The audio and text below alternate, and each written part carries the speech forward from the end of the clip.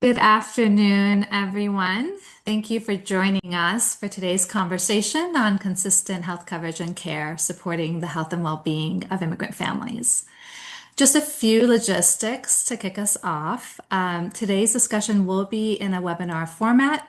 We'll have a facilitated conversation with our panelists, followed by an opportunity to share your questions in the chat during a Q&A at the end of the session. We'll hopefully get to a few of those. We will be recording the webinar, and the recording will be made available after the session. So let's get started with a little bit of introductions.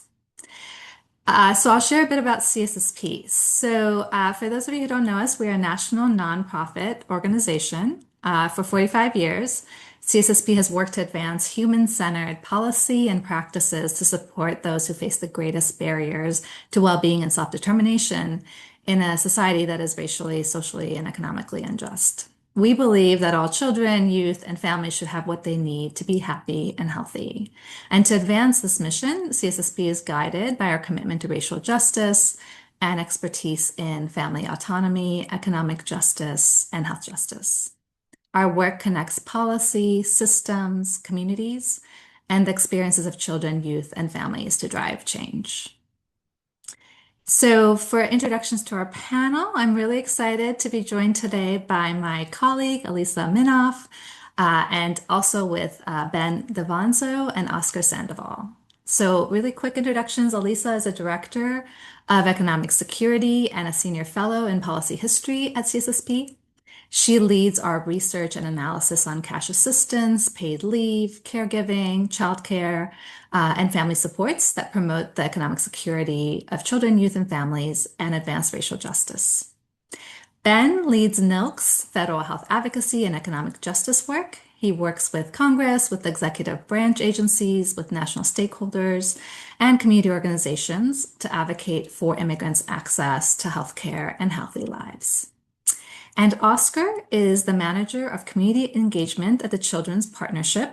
He leads campaigns and initiatives that bridge the gap between policymakers and the community, while also developing accessible resources and conducting research to inform and support TCP's advocacy goals and the well-being of communities across California.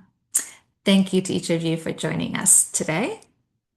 So I will start with just a bit of framing for today's conversation before we get into the discussion.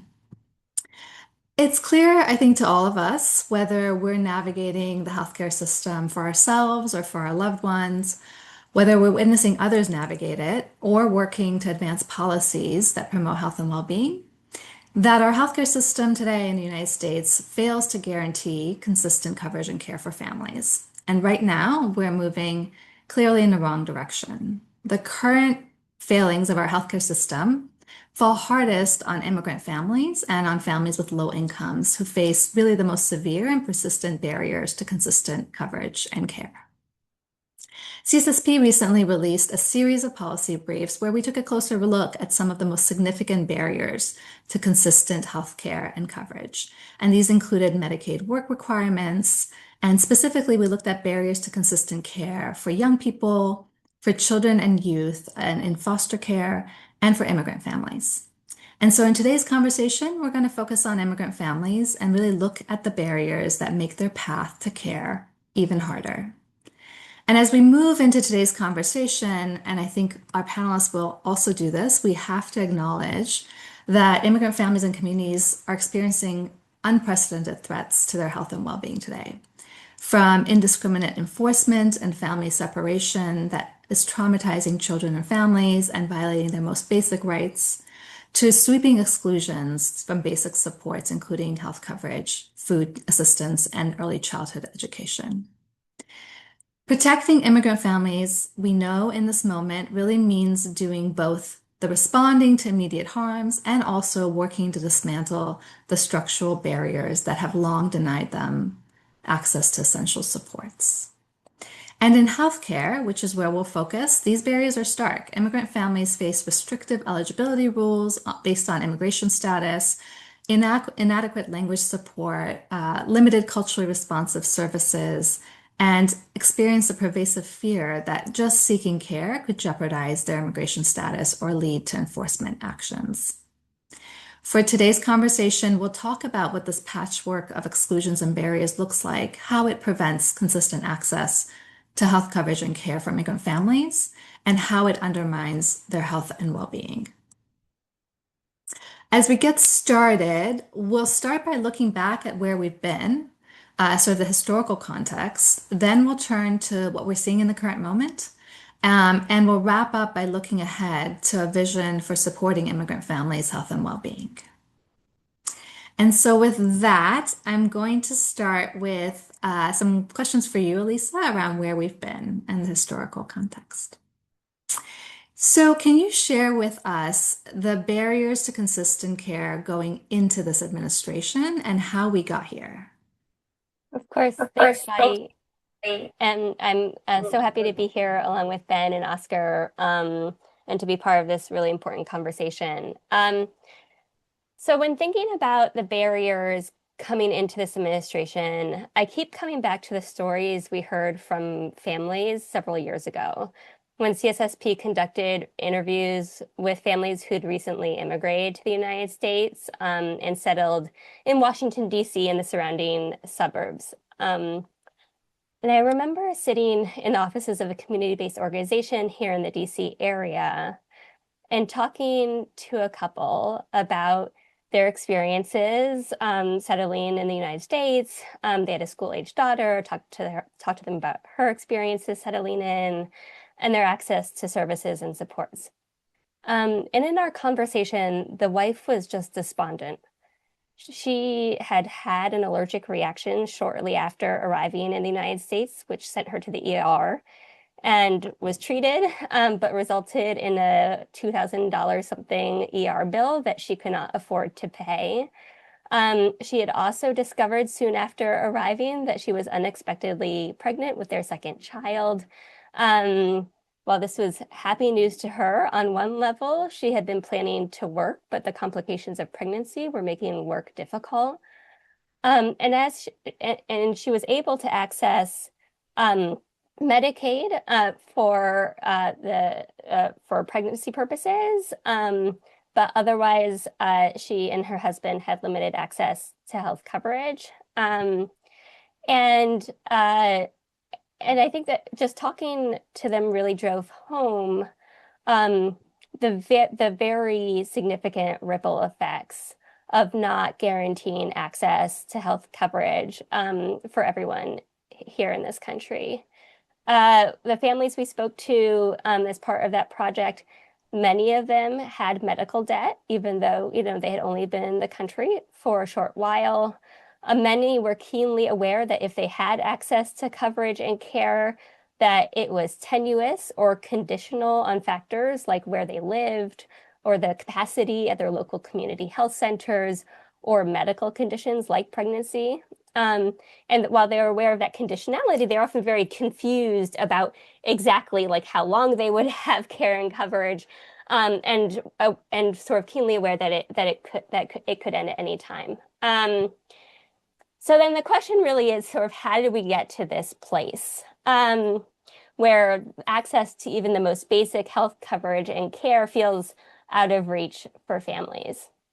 And the contours of the policy going into this administration regarding immigrants' access to health coverage, but also other social services and government programs was really set in the 1990s. Now, Medicaid and Medicare, the two major public health coverage programs, were created in 1965. There were not restrictions based on immigration status when those programs were created. Unauthorized immigrants were first excluded from Medicaid in the 1970s, first administratively, and then later, a few years later, statutorily. But up through the 90s, lawfully present immigrants were eligible for health coverage, again, like other programs, on essentially the same basis as citizens. And that really changed with the law that many of us know by its shorthand acronym, PRARA, the Personal Responsibility and Work Opportunity Reconciliation Act of 1996. That is the law that fulfilled President Bill Clinton's campaign promise to end welfare as we know it. But it's worth taking a moment just to remind ourselves of the broader political context in which PORA became law, because I think there are actually some important similarities between that moment in the 1990s and our current moment. So PORA fundamentally was a reckoning with the social safety net as it had evolved since the war on poverty in the 1960s, when Medicaid and Medicare were created, but also many other programs were either created or expanded. And there were two major critiques of the social safety net that really fed this reckoning. And these were critiques primarily levied by conservatives, but not exclusively. And one was the critique that these programs discouraged work, and the other that they were prone to fraud and abuse. And both of those critiques were very racialized and gendered. And of course, I think many of us know the stereotype of the welfare queen that fed critiques of aid to families with dependent children, the cash assistance program. But there were many other sort of stereotypes that were fueling these conversations. And sort of happening in parallel and sometimes intersecting with these conversations around the social safety net were political concerns about unauthorized immigration and the immigration system in the United States. And I say these conversations were happening in parallel, but sometimes intersected, because there were sort of really prominent threads of the conversation around immigration about that raised by concerns by George Borjas and others, that a generous social safety net was actually attracting immigrants to the United States as a welfare sort of magnet. So this is sort of the political context in which these conversations around the social safety net are happening in the 90s. You have a President Bill Clinton, who comes in promising to end welfare as we know it. He's forced to work with a Republican Congress to do so. And what results is the reshaping of a social safety net that's really oriented towards work. You see the elimination of aid to families with dependent children, the entitlement cash assistance program for families, the creation of a block grant to states known as temporary assistance to needy families that can provide work condition, time-limited cash assistance to families, but is often used in other ways. So there's really seismic shifts in the social safety net. Interestingly, those shifts don't save Congress money, even though they wound up taking assistance away from families. And so Congress in the 90s, when they're kind of working on this piece of legislation, need to look to other ways to save money, and they look to immigrant exclusions to do this. There's a roadmap for doing this, because in California, just a couple of years previously, there had been a big debate in the context of sort of very sour state budget issues about excluding immigrants from public education and other social services. It resulted in Proposition 187, later struck down. But that was really the roadmap for the immigrant exclusions in PORA.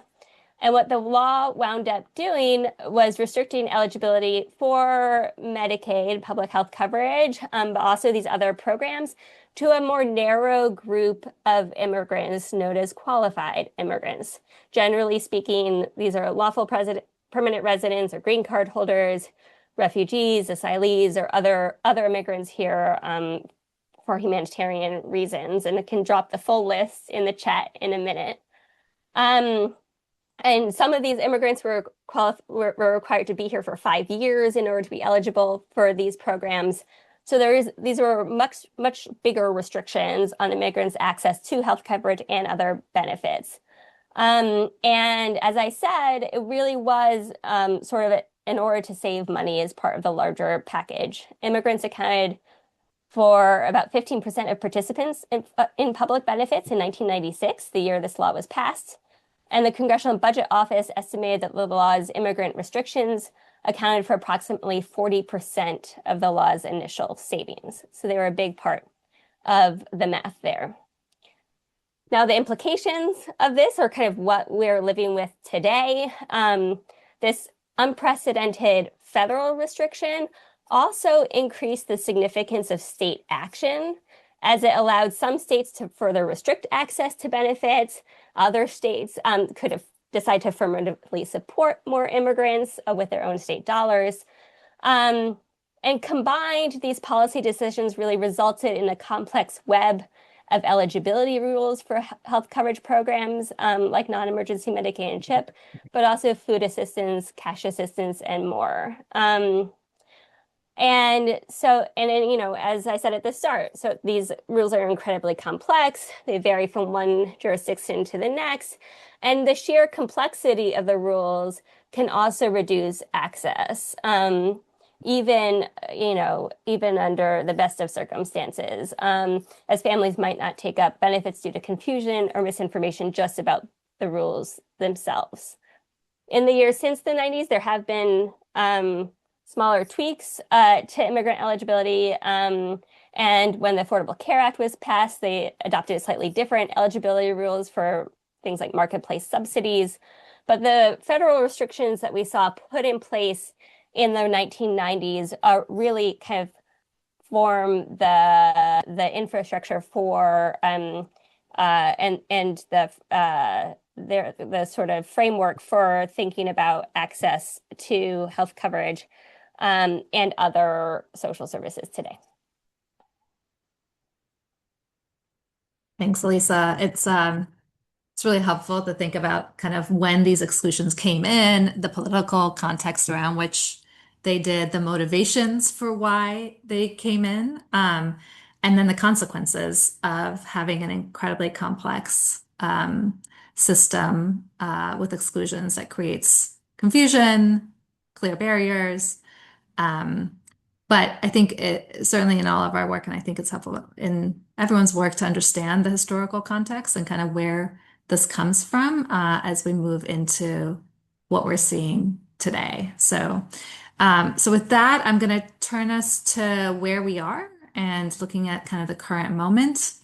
And Ben, I wanted to start with you. If you can talk a little bit with us about what we're seeing now, maybe starting with kind of the broader in terms of enforcement and the harms that we're seeing for immigrant families and communities, and then we'll go into some of the policy developments.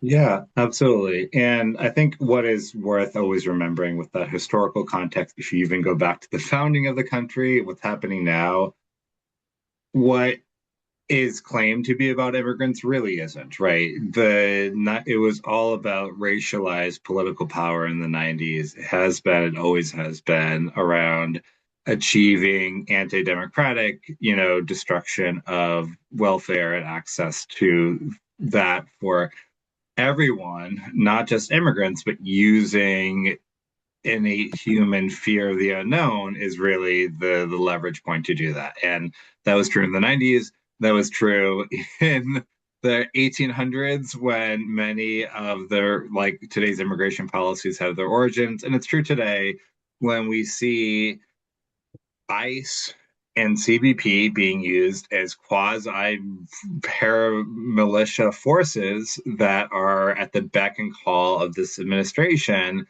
And, I was on the Hill in Congress yesterday. I was supporting a group of folks from Minnesota who came to listen and play witness to Christine Noem, the DHS secretary's testimony, and that group included 4 U.S. citizens who were doing their First Amendment rights, broke no laws, and had their cars broken into, were slammed to the ground, got locked up without charges, have been deeply intimidated. Again, all U.S. citizens who have just been standing up for their immigrant neighbors in Minnesota. And of course, this is not limited to Minnesota. We've seen it in Chicago, L.A., New York, you name it, across the country. Of course, it has been, and what's happening there is, again, in about immigrants in name only, because what we've been seeing across the country is really a pretext to the authoritarian aims of this administration. So immigrants right now are living in terror. People will not leave their houses. I was working a couple of weeks ago with a woman who was sharing her stories with members of Congress, and she was working instead of being in school because her parents, both undocumented, feel like they can't leave the house, and was helping them get medication. I mean, what has sprung up in Minnesota and elsewhere in terms of mutual aid networks doctors who are going to people's houses and have never done house calls, grocery delivery services is amazing and should be an inspiration for us all.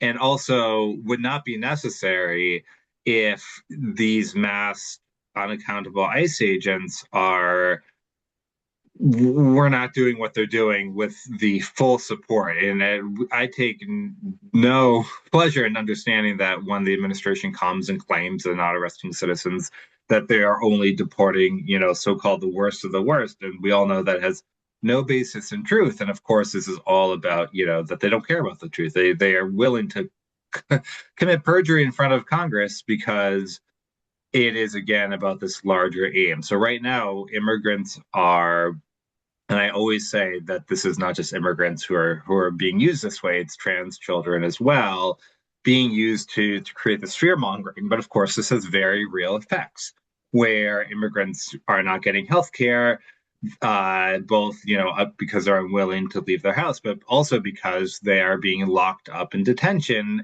facilities that are truly not horrific conditions. Like last week, I got an email from a partner asking about a person who has HIV/AIDS in detention and had no access to their ongoing medication, which we know, we've achieved miracles for AIDS treatment, and yet if someone can't access it because our government is inhumane, that is a very intentional death sentence, and really calling out the fact that there's been some very public deaths. Nicole Good, Alex Preddy, very deservedly need to have their memories enshrined in stone, and yet there are many other people who are dying either in detention or soon afterwards because of the abuse. And so we at NILC are very focused on the fact that right now Congress has this moment where they can choose to continue the status quo and fund DHS again, or they could not. And these negotiations are ongoing, and we are continue to watch so closely because we have known forever that immigration enforcement, that detention are at their core health issues, that they affect not only the health of immigrants, but of course their children and families, but of course our broader community health, because if people feel at a moment when we're having measles outbreaks that they can't go and get a vaccine because they're afraid of getting detained by ICE, because they're afraid that getting a vaccine for free will make them a public charge, because they're afraid that they just don't understand if they're even eligible for it, is deeply a public health issue. And so that's why we're really kind of calling on everyone to push Congress from a health point of view. And there's some groups that have done great on this.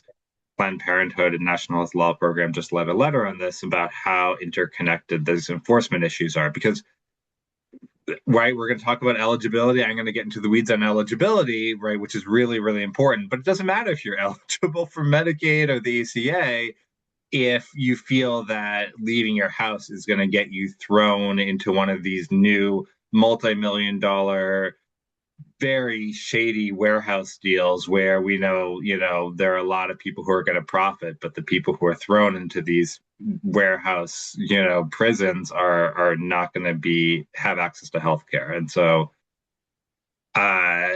first and foremost, we're thinking about how to address people's base willingness and ability to go to the doctor. And then it's how can we make sure that we undo the injustice of the 1996 law and the law that was just passed last year that I'm happy to get into as well.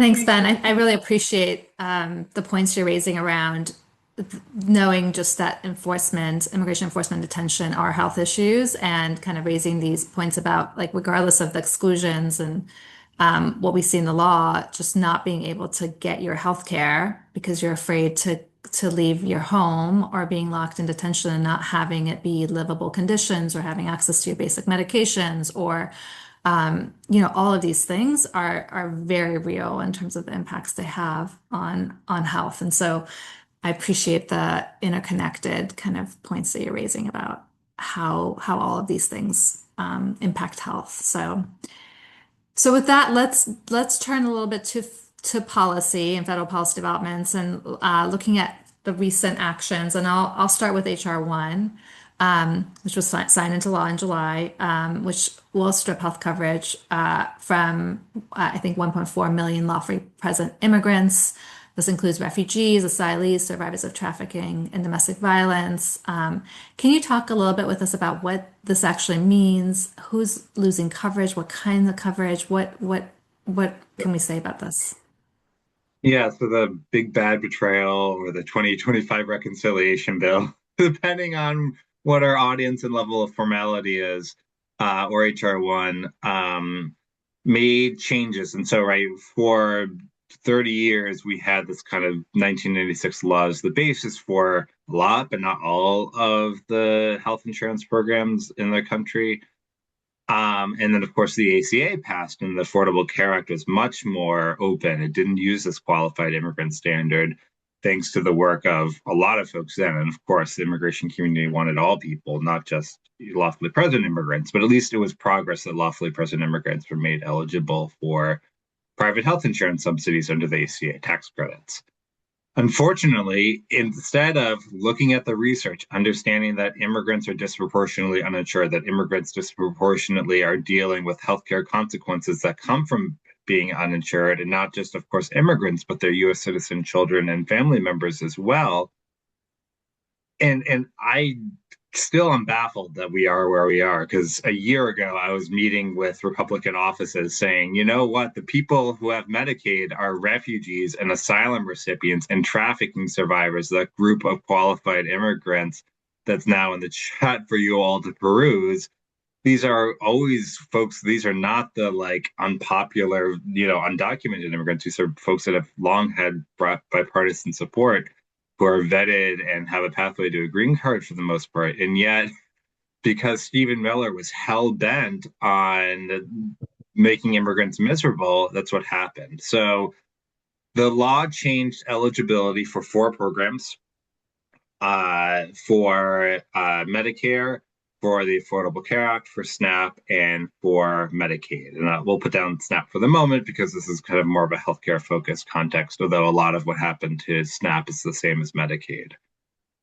For Medicare, I'm starting with the trickiest one. Medicare eligibility used to be open to lawfully present immigrants with enough work orders. You have to have sufficient work orders in order to be eligible for Medicare and lawfully present. So, for example, someone with TPS who had been here for 20 years could have gotten eligibility for Medicare because they paid taxes, right? Medicare is not a entitlement program or a means tested program as we traditionally think about it. It's something that you pay into and receive when you need it, just like Social Security. Medicare eligibility is now restricted to only 3 groups of immigrants: people with green cards, the COFA citizens from Pacific Islands, from Palau, Marshall Islands, Micronesia, and certain people who have their origins in Cuba and Haiti. So even if you pay into Medicare for many, many, many years and you work and you have lawful presence, if you don't have one of those 3 statuses, you can't get Medicare starting after July 4th. In theory, those who had Medicare and are not one of those statuses prior to July 4th can keep it until January next year, so January 2027. That being said, the government has released nothing about how it's implementing these provisions. We had actually filed a FOIA with a couple partners. They refused to provide information on whether they're denying Medicare for people and how. And so actually one of our partners just, hopefully I'm not like scooping them or anything, but just sued yesterday. The Center for Medicare Advocacy just sued to push the government to release information on how and whether it's denying Medicare. And that's about 100,000 or so people who are a little less that are potentially going to be losing Medicare. The next group is the Affordable Care Act, and there's 2 groups of people under the ACA who are losing coverage, and they will still be eligible to buy full cost ACA coverage in theory, but who can afford that? So the first group of people who lost healthcare coverage this year are low-income immigrants who are lawfully present but weren't eligible for Medicaid because of their immigration status. So again, using the example, someone with temporary protected status could be losing ACA eligibility, they're low income, they're paying their taxes, they're working, with lawful work authorization. And previously, they could get ACA coverage, even though they were low income, technically lower than the ACA income thresholds of 100% of poverty, but now they can't. So these are low income people who have no pathway to health coverage. The second group of people who are losing eligibility for the ACA, this is going to take effect next January, so January 2027, are basically immigrants who are lawfully present, but not part of those three groups that I already mentioned. The folks who have green cards, the folks who are COFA citizens, and the Cuban Haitians. So that is actually a large, between these two groups, it is well over 1 million people who are going to have no pathway to affordable healthcare. Lawfully present immigrants, and we know immigrants disproportionately work in industries that do not offer health insurance to their employer. And so these are people who, we're talking folks like Uber or DoorDash type drivers, we're talking folks in the construction and industry and trades, we're talking folks in agriculture, who are going to have no health insurance, because the only people who will be eligible for the tax credits, this is the first time that lawfully present people have been denied a tax credit, are those three groups. So people with temporary protected status, people with deferred action, people with non-immigrant visas, such as employment visas or student visas, things like that. People for a wide variety of immigration statuses next year are going to be blocked from the ACA coverage. And that's by far the biggest group, and it's going to be the biggest impact. And then the last one is Medicaid. And again, it's those three groups. This is going to take effect in October of this year. And it is those three groups, again, the green card holders, the COFA folks, and the Cuban Haitians that are going to be ineligible for Medicaid, with a caveat that I'll get to in a second. So this is a lot of impacted folks in this group is going to be refugees, asylum recipients, trafficking survivors, domestic violence survivors are among the biggest, groups. People with parole for over a year. Basically anyone in that list of qualified immigrants who's not one of those three categories I mentioned is going to be kicked off of Medicaid starting in October. These are people with pathways to green cards again. And so this is just a penny foolish, pound foolish sort of move they're doing. But the caveat there is states still have the option to cover lawfully present children and pregnant immigrants, as well as pregnant immigrants regardless of status, and some limited prenatal Medicaid, and that option remains. So and this is a really good reason, if your state hasn't taken up that option, we have maps on our website that kind of display if your state has or hasn't. You are leaving federal money on the table at a time where Medicaid is getting eviscerated. So in total, we're expecting close to around 1.5 million immigrants to be losing health coverage over the next year and a half, all of them lawfully present, not undocumented, despite the lies of the White House. And the ripple effects for this is going to be pretty devastating based on what we've seen from the last 30 years of research based on the people who lost coverage in 1996. Mm-hmm. Thanks, Ben. Thanks for walking us through that. So HR1 also, it does a few other things, including reduce federal reimbursement for emergency Medicaid to the state's regular matching rate, which we know emergency Medicaid is really only limited to life-threatening care. That will have ripple effects as well for families, for hospitals, for communities. And then beyond HR1, we've talked about some of the other federal actions. Lisa, you talked about ProWara. We also have public charge. Ben, I know you're focused on language access and protections there. Anything you want to share in terms of reflections across all of that broad swath of other kinds of actions and how they together really create barriers for families? Yeah, they create barriers and they create a message. And the message is, get out of here. We don't want you.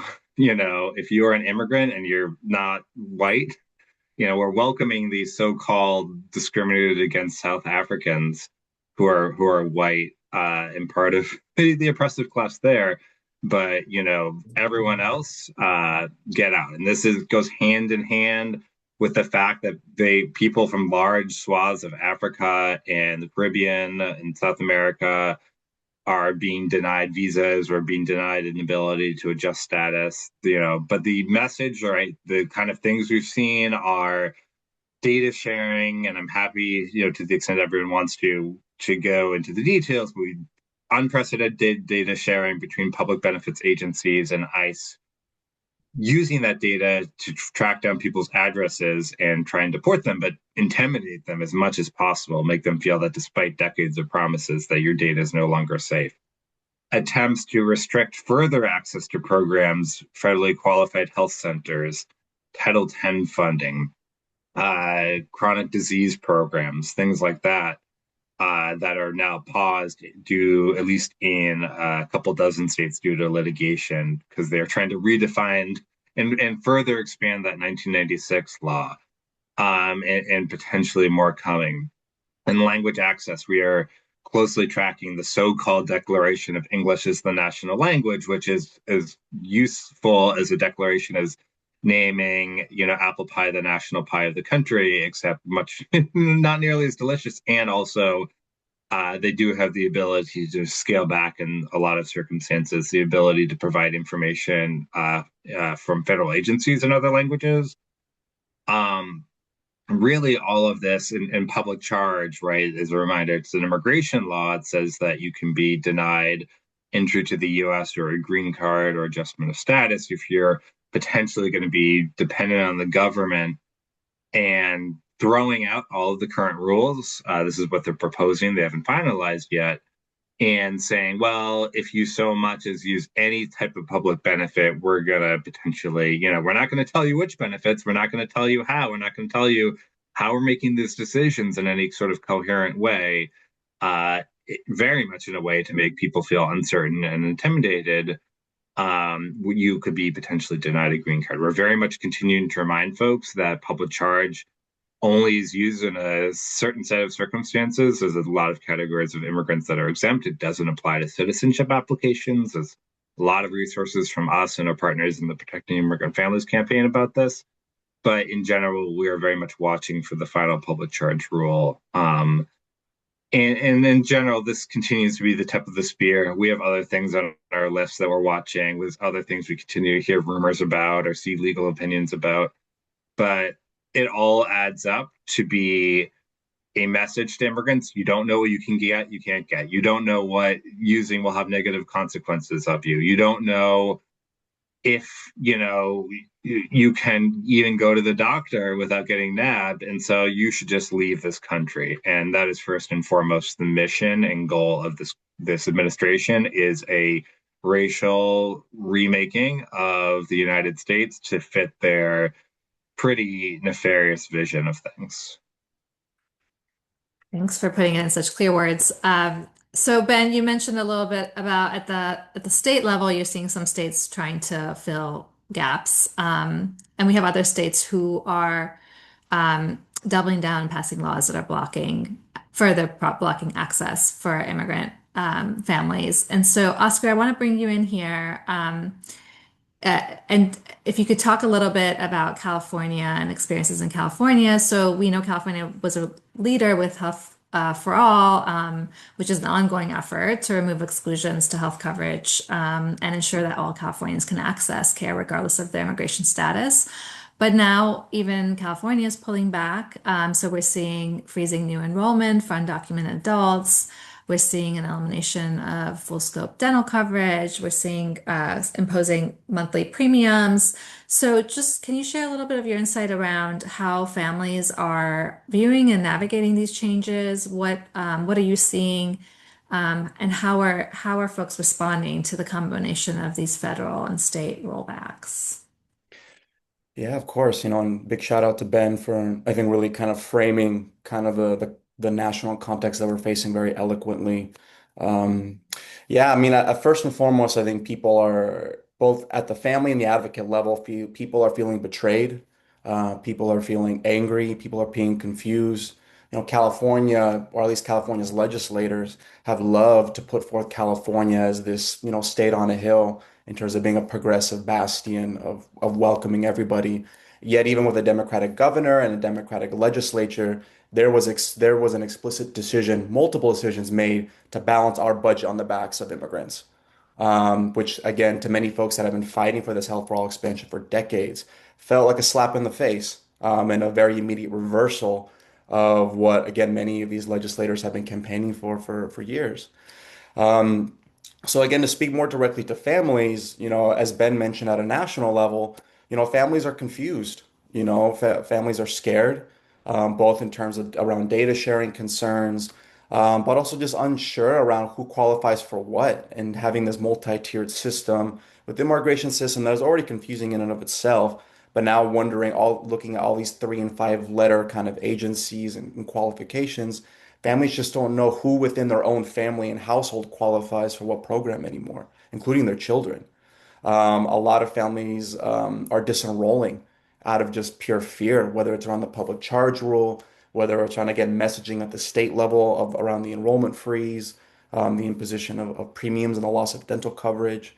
But many families feel like they're forced to make really unconscionable decisions, whether to be able to take their child to a doctor or risk, again, having, the fear of having an immigration enforcement officer knocking or breaking down their door without a warrant.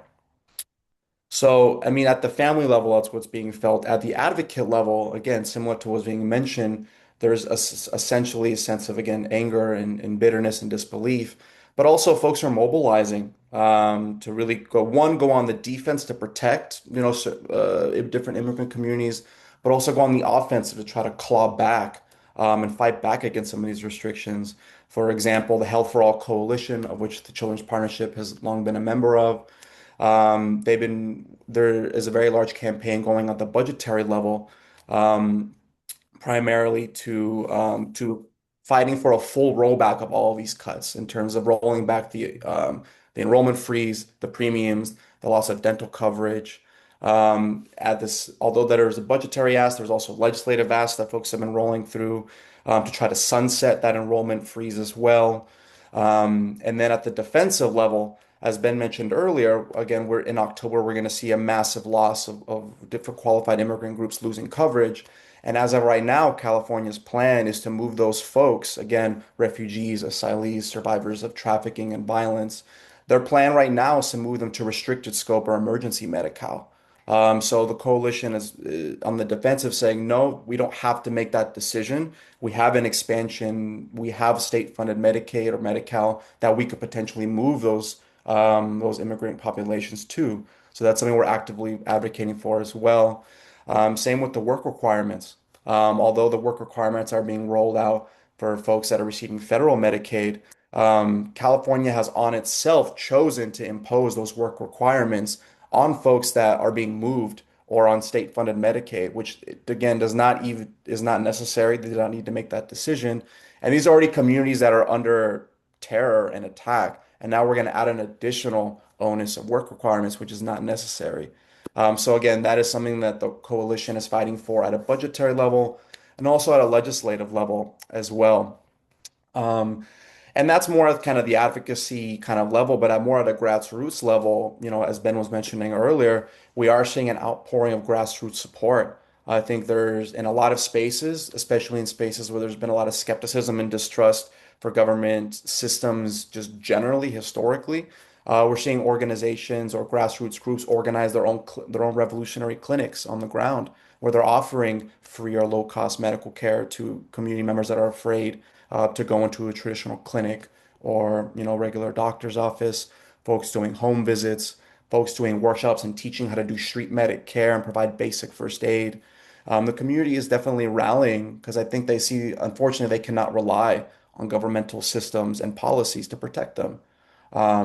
So it is, although there is a mixture of, again, rage and disbelief and betrayal, there's also a large outpouring again of we can do this. We can protect ourselves. We can nurture ourselves. Our ancestors have been doing this for hundreds and thousands of years before this. Um, so yeah, it's been a wide mixture of kind of responses here to the federal and state rollbacks. Thanks, Oscar. And I think you're leading us into where we need to go. So I want to turn to our vision and kind of the solutions we see and want to advance in the future. And so let's talk a little bit about our vision. So, 1 in 4 children in the US live in immigrant families, and we all agree that we can't achieve health equity without ensuring consistent access to health care for all families, regardless of immigration status or citizenship status. Ben, knowing the federal landscape as you do, what would it take to move that vision forward? What are the most critical federal policy changes that we need to see?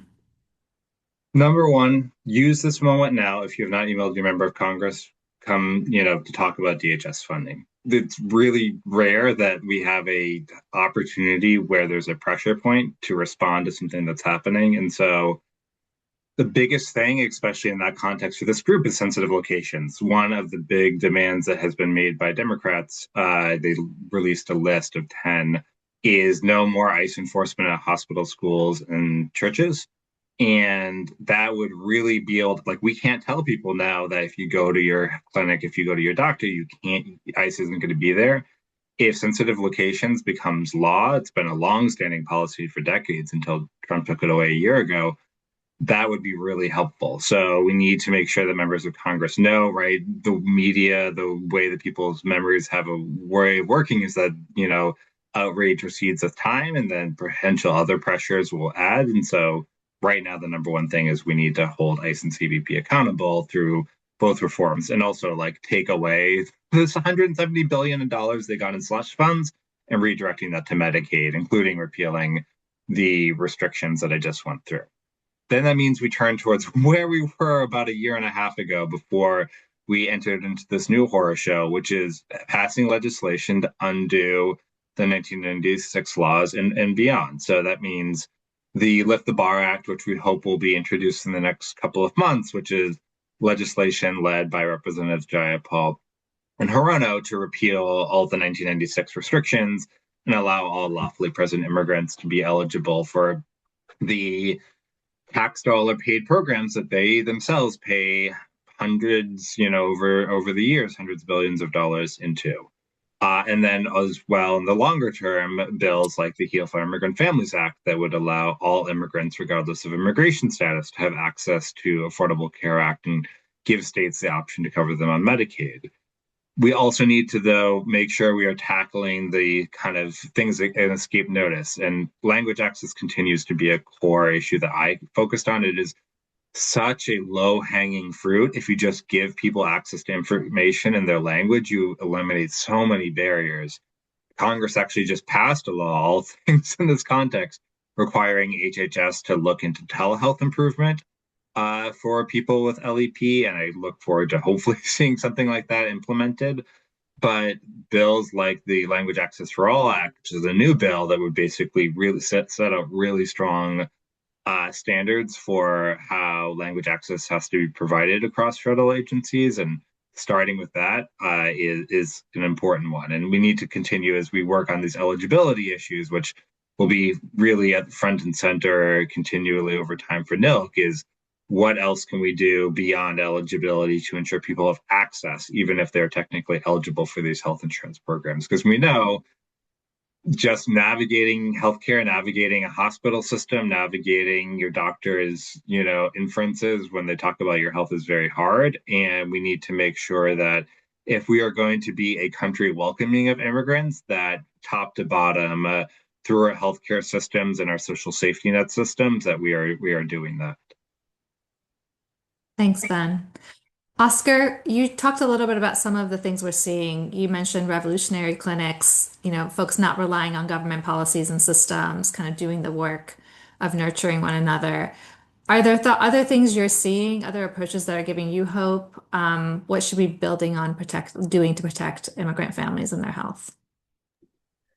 Yeah, it's a great question. And to put it bluntly, it's about putting a lot of our elected officials, both at state and local levels, putting their feet to the fire. I think there's a lot of folks that, when they're campaigning or on a surface level, love to talk about, advocating and protecting immigrant communities and release wonderful, quotes and snippets that sound great, but to actually do the work of implement, not just rolling out policy, but the implementation, I think is a key point. For example, California passed SB 81 last year, that essentially was trying to bolster some of the sensitive location kind of protections around healthcare facilities. But some of the co-sponsors of that legislation yesterday in a webinar said that in many healthcare facilities, they're not being implemented. And that a lot of healthcare workers are saying, like, we haven't heard about this in our spaces. We're not hearing about it from our managers. No one's training us on how to do this. So I think having a much more, placing a lot more pressure on the implementation of some of these sensitive location policies, I think is critical. Another aspect is around revenue generation, which is something that has been, a hot topic that people don't like to touch here in California in particular, but we're seeing a large push for it, in the last few months, for example, in our Fight for Our Health coalition, and that, at least in California, this is one of the wealthiest states, not just in the country, but in the world. Like the resources are here to provide healthcare coverage for not just for every immigrant family and every family in this state. It is there. It is just a matter of elected officials having the political backbone to be able to actually stand up and put this forth as a reasonable solution. But again, in order to put that pressure on, I think a lot of what we need to see is grassroots support. I think in this moment, we're seeing how policy can be weaponized, to take or to essentially transform people into political pawns. That again, these policies can be rolled back in a matter of days, weeks, months. But I think if we're investing a lot of our energy and resources into expanding the consciousness and grassroots people power of our community, that can't be taken away with a stroke of a pen. So Mhm. that's something that I personally gives me a lot of hope. Is to channel the rage and anger that we're feeling here. We are not powerless. We have spaces for us to even to take the direct action in some of these spaces. The resources are here. And I think a lot of it too is just educating local community members on how healthcare policy gets passed. I'm new to the healthcare policy space. My background is in education and organizing outside of this. And in the few years I've been in this space, I've seen how archaic some of our systems are for passing healthcare policy at a local, county, and federal level. And as someone who Mhm. is in an advocacy space is struggling to understand that, how do I expect a traditional grassroots community member to understand that as well? So that's something that personally at TCP and some of our partners that we've been actively discussing how to, help educate our community members on how to create and move healthcare policy at the local, county, and state levels. I think it's crucial because once we have that knowledge, it's much easier to collectively put pressure in those spaces, again, county, state, and federal, um, to pass these policies and make sure they are being implemented. So, Elisa, I want to just turn to you quickly, and I know we're getting close to the hour, so I want to make sure I have an opportunity to hear from each of you before we wrap up. But on this point, you've traced these patterns historically about how exclusionary policies come to be, and how they come in waves, and those waves kind of build on one another.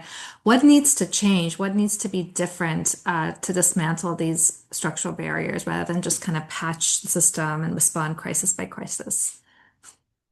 Thanks for that question, Shadi. So I think it's important to, when you look at the moments, these sort of critical moments when there have been major restrictive actions, eliminating eligibility for immigrants. Those have happened in the context of fear-mongering and demagoguery against immigrants. But they've also happened in the context of larger efforts to undermine the social safety net for everyone. As Oscar said, like there are attempts to balance the budget on the backs of immigrants, and that happens again and again and again when you look at this historically. And I think that we will continue to see that happen as long as we have programs that are not universal and that do create very narrow slices of people who are considered deserving of services to and only make those very narrow groups of people eligible for those services. So I think what this history really shows us is that we need to be fighting for immigrant eligibility, but in general, we need to be fighting for programs that are much more universal and that are really funded at the federal level. Because another dynamic you see again and again is you see state level this sort of state budget pressures, leading to calls to exclude immigrants and other groups from assistance who really, really need it the most. So my vote is for let's have universal health care for all, along with many other things. Thanks, Lisa. So you've all kind of talked about what needs to happen. We've talked a little bit about our vision.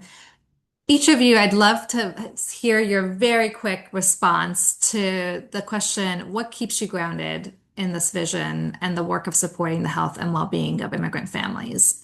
Let's start with you, Oscar. Yeah, I think what keeps me grounded is reminding myself that healthcare is a human right at its very core. I think living in a capitalist society that has fed this narrative and a for-profit healthcare system has created this false narrative that human beings have to earn their right to healthcare or earn their right to literally stay alive, which is that's a whole other conversation. But I think reminding myself that aside from the policy work that we're doing, that narrative shift and cultural shift, I think is incredibly important, particularly working with our youth who are, again, shaping and developing what it means to be a good human being and what it means to be a good community member, which eventually manifests itself into policy. And again, reminding ourselves, as Elisa just said, that there are other systems that are not for-profit healthcare systems in terms of having healthcare for all, and not even just governmental systems, but again, like I mentioned earlier, we have indigenous communities that have been practicing healing work in a non without a profit motive for thousands of years. We have models we can look to build and to grow from. And I think, again, what also inspires me is seeing communities build their own systems of dual and contending power that can take care of their own communities when the state is ultimately failing them. Um, so with that, again, channeling, I think the emotion and the anger that folks are feeling into action is something that keeps me grounded. And the last thing I'll kind of end with is that with this expansion conversation, somebody was sharing an example of a day laborer who was I think about around 50, 55, who because of the expansion was able to go to the doctor for the first time in their entire life. And like I remember hearing that, like I started crying because I was thinking about my dad or my grandparents and thinking about historically how again this country has gate kept access to basic human rights. But again, we have the power and capacity to resist against that and to build new systems once these ones crumble. So Thanks. Ben, I might challenge you to a 30-second response. What keeps you grounded in this vision? When people don't know immigration policy in their day-to-day lives, they know how much milk costs, how much bread costs, how much their house costs. But when they see immigration policy, when they see their neighbors being stolen and jailed and deprived of their liberties, they get angry. And the response we are seeing now proves that the so-called political analysis that folks have had for the past year is wrong, and that we will move in the short, medium, and long term to justice. Kristi Noem was just fired. That's a small step in the right direction, but we need and we will continue to pressure for real substantial change and cuts. Thank you. Elisa?